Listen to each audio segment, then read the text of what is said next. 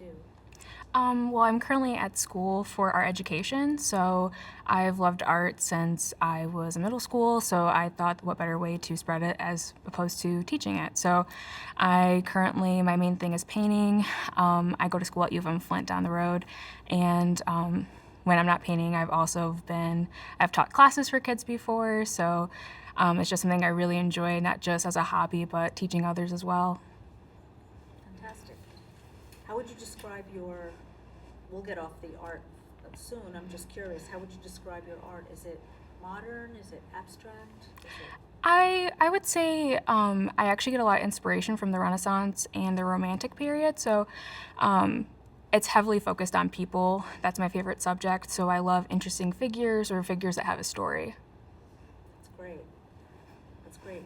How did you get into museum work? Just the education part. My favorite part going to school was the field trips. If I could ask you, like if I asked you a question like that, you could say, I got into museum work by, or I Okay, was yeah. always interested in museums. Yeah. Put it into context for me. Okay. I've always been into museums since I was a kid. My favorite part of going to school was field trips, and oddly enough, it was Sloan and Longway. Visiting them when I was a kid it really got me interested in it. I also worked at the Flint Institute of Arts, and that was really fun. It's just really awesome seeing education and art in the community, and seeing, because we're like the main cultural hub of Flint, so it's really awesome like working with that. How important is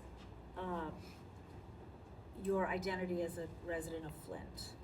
I would say it's pretty important, especially as an adult. I think kind of as a kid, you don't really pay attention to your community as like your part of your identity. And then when you become an adult and you are kind of seeing what's going on around you, it's really important. That's why I wanted to take up a manager role at Sloan Museum, because I wanted to be like a change, and I wanted there to be change at the top. And I know it's really awesome to be like a person of color at a museum and to help others. How much of your identity is shaped by being a person of color? I would say being a person of color takes up a good portion of my identity, especially in this community where, I mean, growing up, I grew up kind of in the suburbs of Flint, so I was kind of surrounded by mostly non-people of color. So like I said, growing up, you don't see that you're different, and then when you get older, you kind of realize that you are different. Thankfully, I did have outside resources. Genesee County actually had a Native American day camp, so from a young age, I got to see my culture, and it completely changed my life. How did, that's so interesting, how did somehow discovering your roots and your culture change your life? I mean, sadly, like I said, as a kid, you are realizing you're different. So figuring out your roots and getting your backstory from like your parents is totally different as opposed to hearing your backstory from like an education system like the schools. I know kind of growing up in the education system I was in, I didn't know too much about my cultural history, and things like with Native Americans specifically, like the stories kind of start with Thanksgiving and end with Thanksgiving. And I know for a period of time, I didn't really understand Columbus Day, and my mom, who is Native American, had to explain it to me every year, and it's kind of sad because you're like, why is this still being taught? So that's why I really appreciate this exhibit and the Anishinaabe people being in Sloan Museum, because they're actually working actively with the voices of the original people. So it's really awesome seeing like a change as opposed to when I was a kid, and my cultural identity being kind of something that I had to take and consider and not do anything about or feel uncomfortable with, and seeing it something that's celebrated here. When did you said that when you were a child you started to understand that you were different. Mm-hmm. Can you talk about that a little bit? Like, what does that mean and how did that happen? Are both your parents Native Americans? My mom is Native American and my dad's African American. My mom's also half white, half Native American. So being around my mom, like I didn't, like she's a little darker, but and my dad's also very light. So growing up, that's just kind of the normal, seeing like your parents. But in the community that was in, which was the outskirts of Flint, I didn't see much diversity. So, but growing up, you don't think anything of it until like other people around you start pointing it out, or you bring home things from school and you're talking to your parents and your parents are like, this is the way you are and this is who you are and there's nothing to be ashamed of. I know, especially growing up for me, it was like I had curly hair and my friends didn't, and the touching it, and then whenever I'd straighten my hair, being told that it looked better straight, and it's just small things like that where I'd have to have conversations with my parents, and they did the best they could, but it wasn't until like I actually got involved in like other groups like the Native American camp I went to that actually brought into perspective like history and made me feel a bit better about being different. That's so interesting. And you're an interesting case because I wouldn't necessarily know you're a person of color, and most people wouldn't. But you know what you feel inside and who you really are. Yeah. What does being a Native American mean to you? What does that signify? I mean, it's complicated because it's almost like there is no one left. So it's something If I could that's, stop you, yeah. because what you're about to say I think is going to be great. Mhm. But if you say it is complicated, just tell me what is complicated. Okay. So- Okay, we asked the question again so I can get the keywords yeah, in. it was really about being a Native American and what does that mean to you? What's the significance of it really for you? Okay. Being a Native American person means to me that things are always going to be complicated. For the longest time, you're kind of told your history one way. Same with being African American. You're kind of told from other people the way your history is. And especially for me, I know like we were just talking about how I am white passing. And so it's very complicated for me because as someone that is of mixed ethnicity, it makes it even more complicated, and I have to choose to always acknowledge all the small parts of me and celebrate them when other people don't. So being a Native American, I have to always think of the history and what all the tribulations that my fellow ancestors went through, and I have to be what they could only dream of. That's like the biggest thing to me is from both sides of my family. And I do have a privilege of being white passing, so I have to take that and go far with it because a lot of my ancestors, they would have never gotten this far. They wouldn't be able to do the things I'm doing today.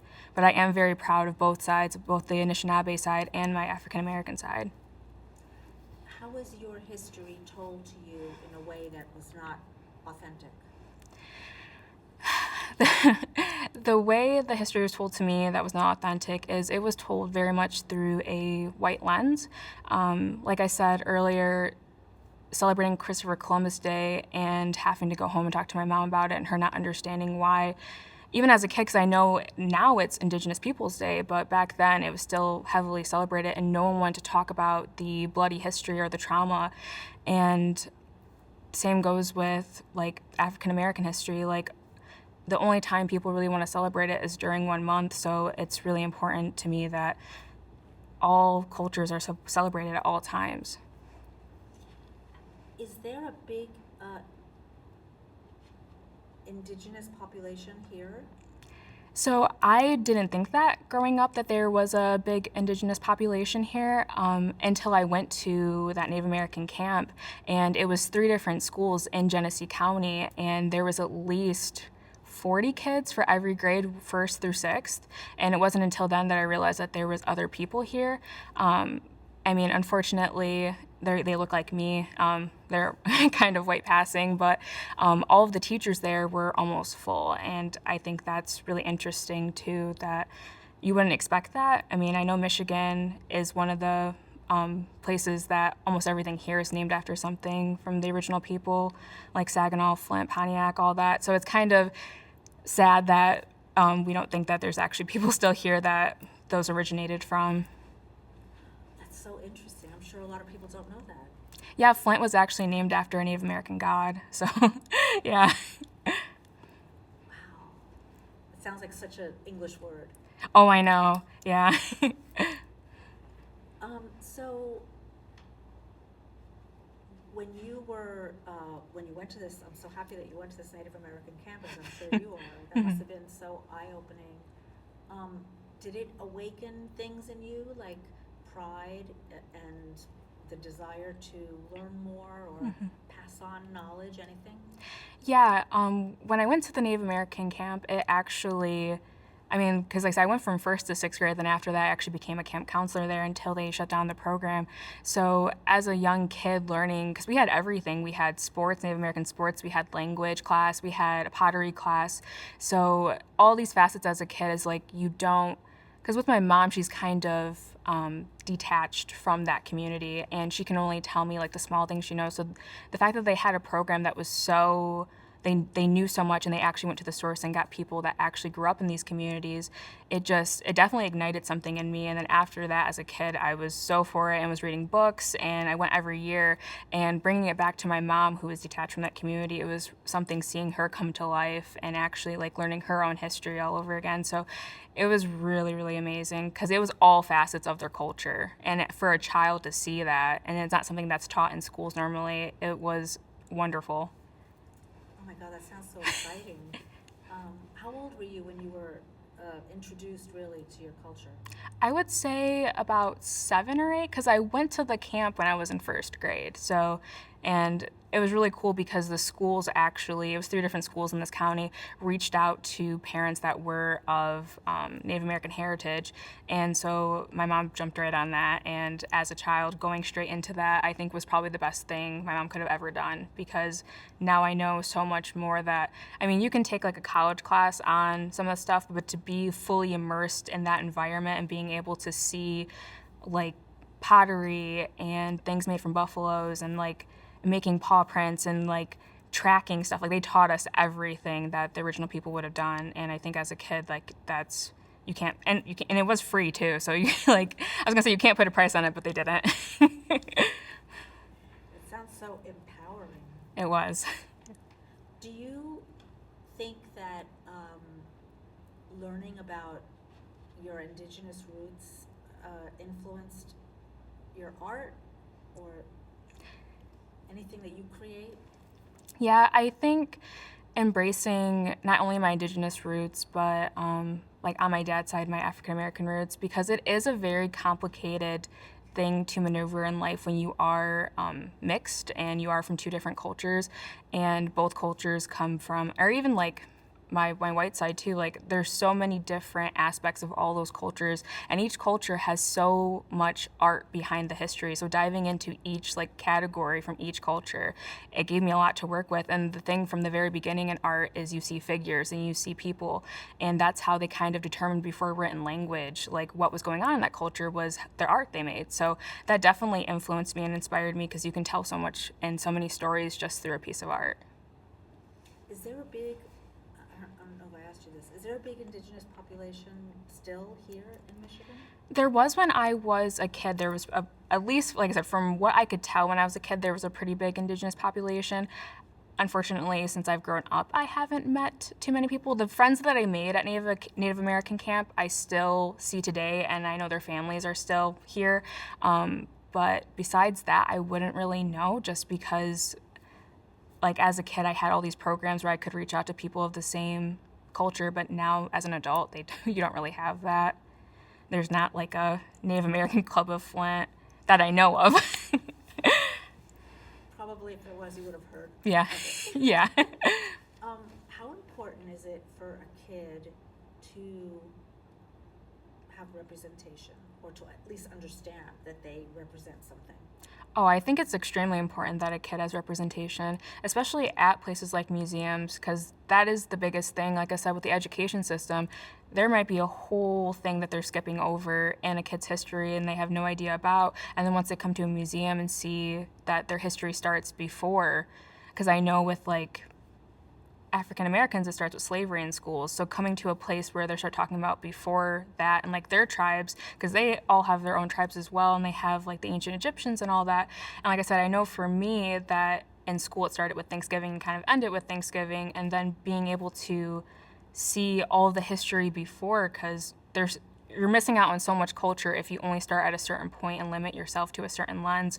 So I think that it's extremely important that a kid sees representation everywhere, and I think that's what's so great about this exhibit, because I know the curator, Jeff, when we were talking about it, he was actually going to the sources of original people and getting like their voices heard, and that I think is rare, and I think it's amazing that, because if there's a little kid that doesn't have the opportunity to go to Native American camp and they come here and see everything we have here, they're going to be excited and like, this is where my ancestors come from, this is what they were immersed in. So I think it's extremely important. That's actually one of the reasons why I wanted to be a manager at this place, was because I wanted kids to feel that. So That's so great. And it's true, I think, for me too, the first time I learned about Native American people was Thanksgiving. Mhm. How sad is that? Because Thanksgiving is like when everything starts to go bad. yeah. So the tribe that you come from, your ancestral tribe, is from where?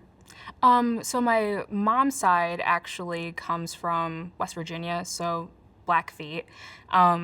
That's their tribe, but my grandpa moved up here in the 80s, so that's why I said she's kind of detached from that, because all different types of tribes have different cultures and their own language. So she was kind of apprehensive to send me to, because we learned like Ojibwe, which is the language of Native Americans in Michigan, but that wouldn't have been the same language that her tribe would have spoke down in West Virginia. So yeah, I mean, you still are learning the same history, but it's slightly different. And I know like for the longest time, a lot of tribes didn't get along. So I'm just happy and proud to learn anything about the original people in general. So I'm just curious, are there original people of the Blackfoot tribe still around West Virginia? Do you know?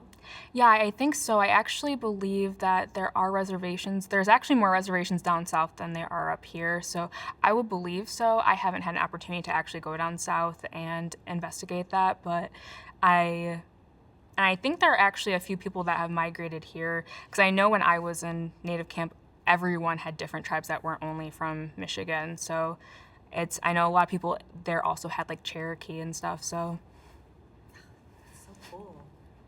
Do you identify more as an Indigenous person than an African American person? I think it's hard to say whether or not I identify as an Indigenous person, as African American, because I'm also white as well, and I feel like I have to identify as all at all times, and because I don't want to leave any part of me out. And that's the biggest trouble now too, is like, I mean, it's silly, but like marking like something that says like, which one are you? And there's not an option to mark all three or two or more. So, because I feel like I'm leaving a big piece of me behind, and that's been my struggle since I even was a kid. Like, it's hard saying I'm just this or I'm just that.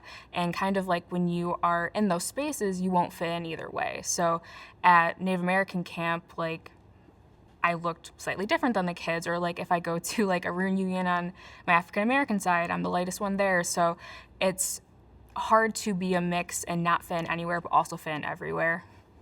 But thankfully, Flint is a very diverse, like, mixing pot. So It's, I know about these things where you have to check off what you are.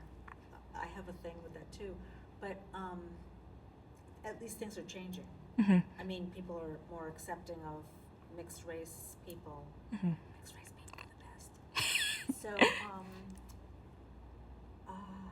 what do you hope kids will, I don't know, is there something that you hope that kids will have more of or less of growing up in the future around their identity with race? What do you hope changes or gets better? I know for me, because I'm actually in school to be an educator as well, and I know my goal is for the future is to make sure that kids growing up know that they're celebrated at all times. And like I said before, like, we have certain months dedicated to certain like cultures, and that shouldn't be the only time a kid feels worthy or celebrated. I feel like growing up, they need to have access to diverse everything. And I know I know things are changing now, but me personally growing up, like, I wasn't at the most diverse school, so I'm just hoping that even if you're not at a diverse school and you're one of the few kids that is different, you have options and you have clubs or you have organizations or you have something to bring you together, something that someone will reach out and be like, you aren't different in a bad way, you're different in a good way. You are what makes this country beautiful, you're what makes this country diverse. And I just hope kids have all the tools and anything they need to make themselves feel accepted and celebrated at all times, because there's nothing worse than growing up and not feeling like you fit in, or that your culture doesn't matter, or that it's diminishing, and I just hope that history, I know we're getting better at it, but history is told through a different lens, and we see more than just a specific time period of someone's culture. We see the beginning to the end, and we see everything. We don't leave it out, and we don't whitewash it, or we don't make them feel insignificant or their ancestors are insignificant. Do you feel like things are, in your lifetime even, do you feel like things have gotten significantly better? Yeah, it's hard to say with how everything is going right now in the world. But I know when I started college, I was extremely optimistic about things changing and getting better. And even in my education classes, it amazed me how they're already so proactive about making kids feel good about themselves and making kids feel accepted. And now when you go to school to become an educator, you have to take diversity classes, and because the main demographic of teachers are white women. So I feel like now they're going above and beyond to make sure that as an educator, you are making sure that children do feel accepted. And I feel like that's a huge deal, because I don't know if they were doing that a few years ago when they taught teachers. So immediately I felt like that was the right path to become an educator. Once I started going to school, it made me feel optimistic about if things aren't changing, I could help get the ball rolling. And your path in education, is it in the museum world, or, I mean, is that defined yet, or are you going to be a more conventional type of teacher? I'm kind of leaving it open-ended. I'm not sure if I want to do the traditional teacher role or do museums. It's kind of, I started off definitely wanting to be an educator, especially in high schools, because you kind of have to decide your entire life when you're in high school. And I know for me, I had a few teachers that if I didn't have them, I don't know what I would have done. And it was because of that, I'm like, I've had amazing teachers my entire life. I'd love to be that for someone else. I'd love to be an escape for a student that hates going to school. So it's really hard to tell, because I feel like when you are in a museum and you're an educator there, you are defining like cultures, and you are like making sure history is brought to life. But as a typical educator, you are still changing so many lives, and you're making kids feel amazing. And I feel like both ways will be very rewarding, and I would love to do both. So I don't know, I have to see after I graduate, but I would be completely fine with either one as long as I'm helping in some way. That's so great. It sounds like either one could be fantastic. What types of things are they going to have in this museum that speak about the, original people's culture and Indigenous art and this kind of thing? I know they're having an entire room that is kind of very immersive. I know. I'm sorry. Would you mind saying at Sloan that they will Okay. have? Yeah. At Sloan, I know they're going to have an entire room kind of dedicated to the original people, the Anishinaabe, and it's going to be very immersive. They've actually have gotten someone from up north that is part of the Anishinaabe people building.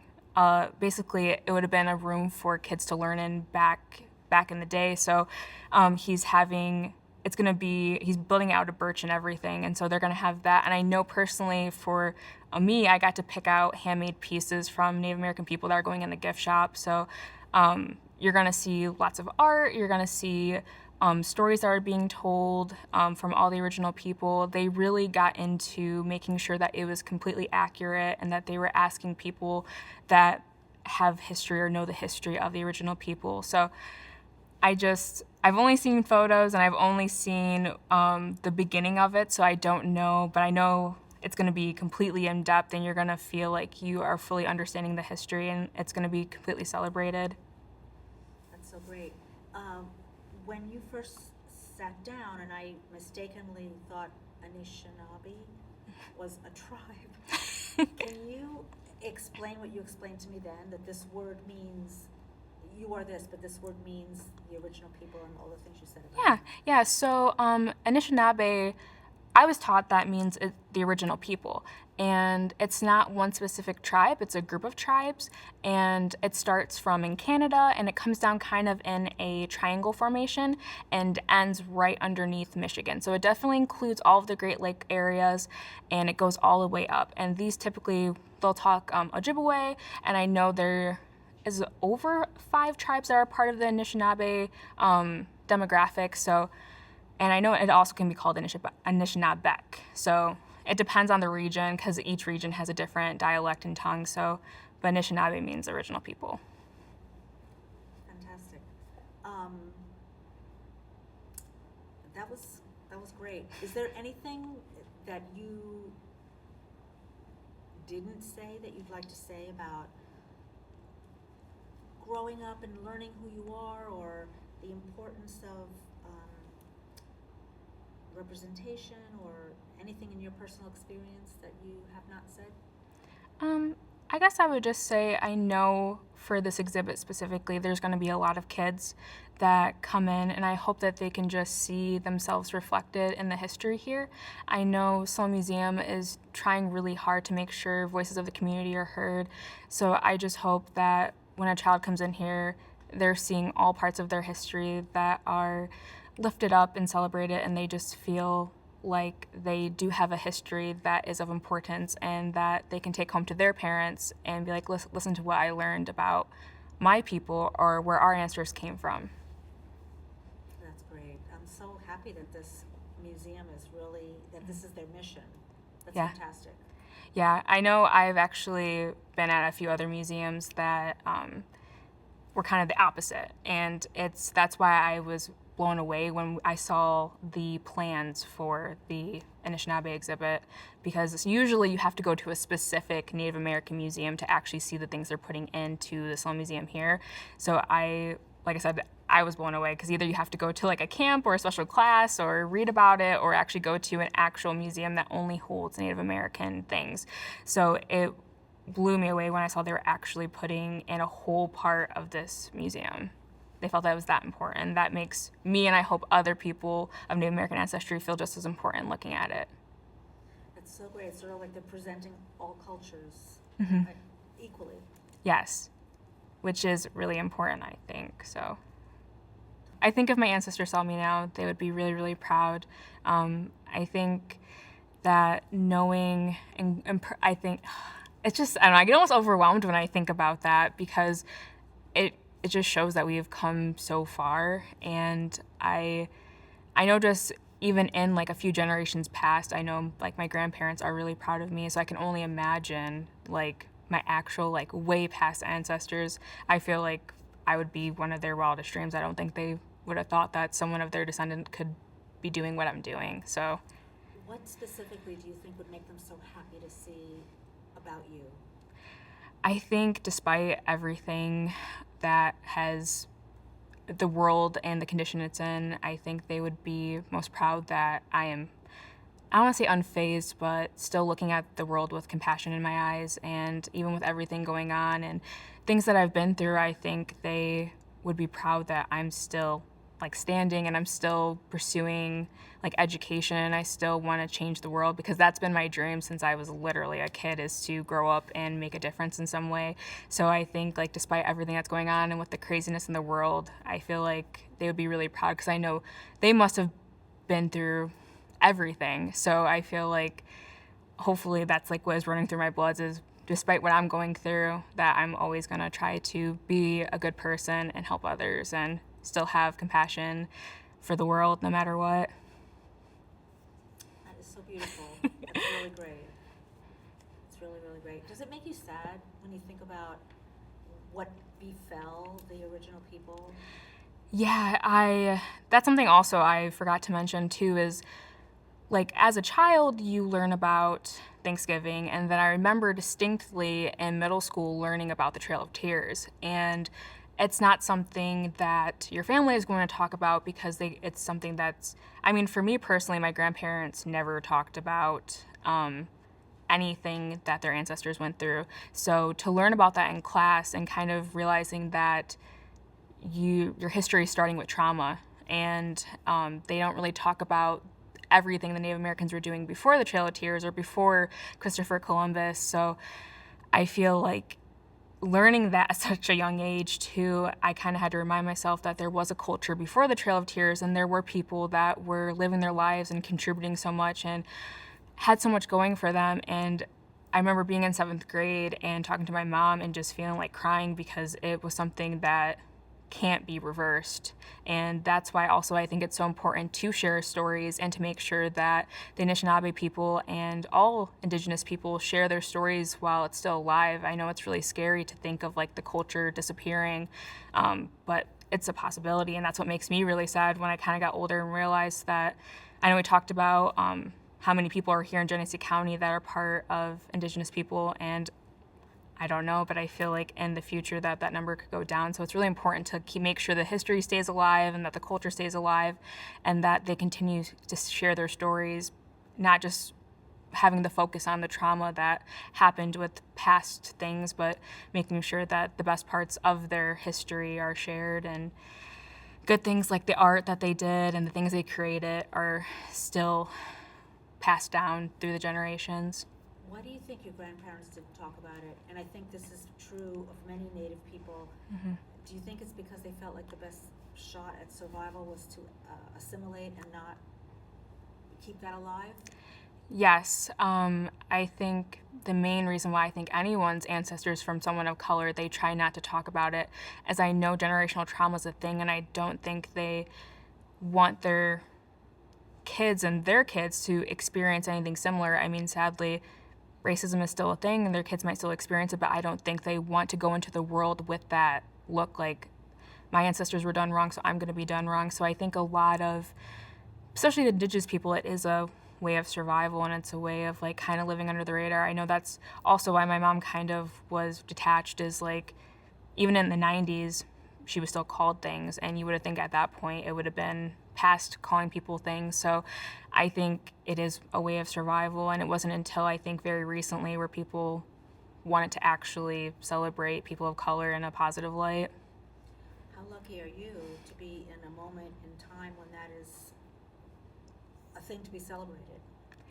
Yeah, I feel very lucky to be in the moment, but I know growing up, it didn't feel like I was that lucky to be part of it.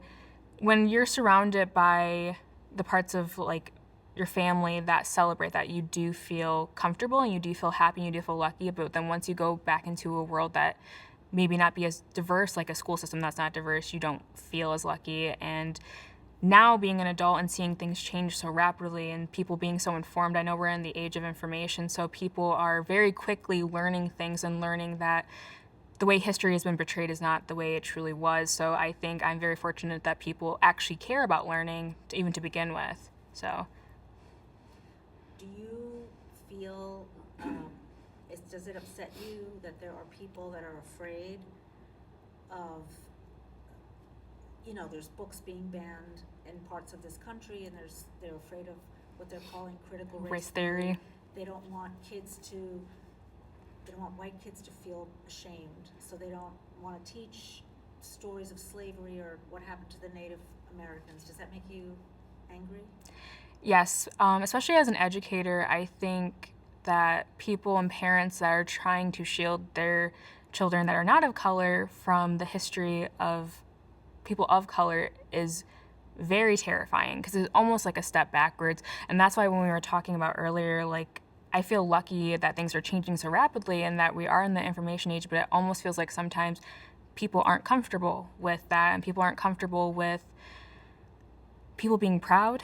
And I know, like, unfortunately, I hate that things start with slavery and things starts with Trail of Tears, but I think it is very informative. Things like Night by that Eli, the work about the Holocaust. Night. Yeah, Night. I feel like having that book banned, where that book literally teaches compassion to kids, like, to know that a group of people have went through something so severe, I think instills like a feeling, because at that point when you read it, what is it, 7th to 9th grade, things might have been hard in it, but if you're not someone of color, you're not going to truly know what those feelings and emotions are to be someone of color and to go through something traumatic. So I feel like a book like that, where it is someone that was white and went through something that was so traumatic, I think puts things into perspective.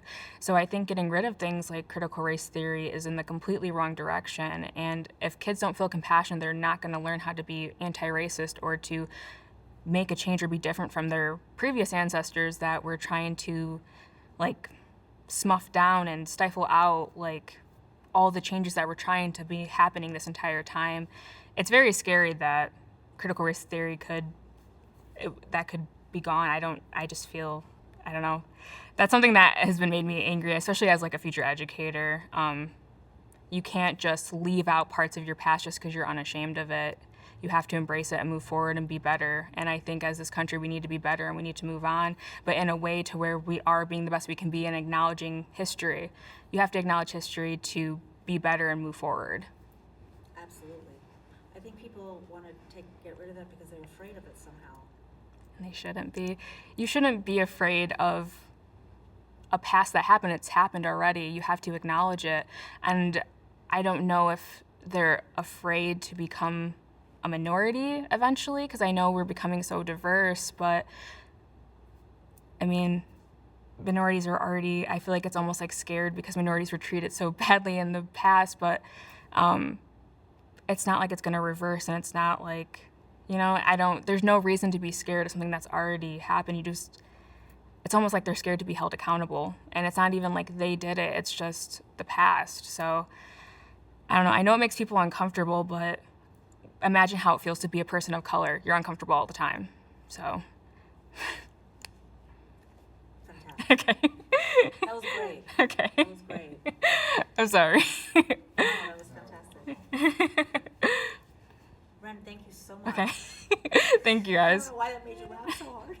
I don't know. It's just like these types of conversations I have with my friends. So it's like kind of weird doing it in like an interview, and like even with my family, like especially recently with like everything going on, like my grandparents will talk about like how it feels to be like a Black person in America, and things are changing and how people feel about them. And like we joke around because you deal with humor to cope with everything that's going on. So it's just, sometimes you just kind of have to laugh when people want to, because it's silly thinking about trying to get rid of critical race theory. So to make jokes about it, it's what we can do when things seem silly. And It's gotten to the point where some schools say, well, we don't teach that. Like they're backing away from it because they're afraid of being accused of something. It's crazy. I don't get that, because I know everyone in my family, it's not like we're looking at like our white friends and are like, you did this. We're not doing that. We're not talking to our friends and being like, your grandparents did that. Like, people know what happened in the past, and like, you are not who the past is. So I just feel like as long as you, especially if you're not a person of color, as long as you're informed and you are trying your best to be anti-racist and you're trying your best to help people of color share their voice, then there's nothing wrong with like that. I don't understand. I just don't understand. There's nothing to be ashamed of if you know you're doing your best.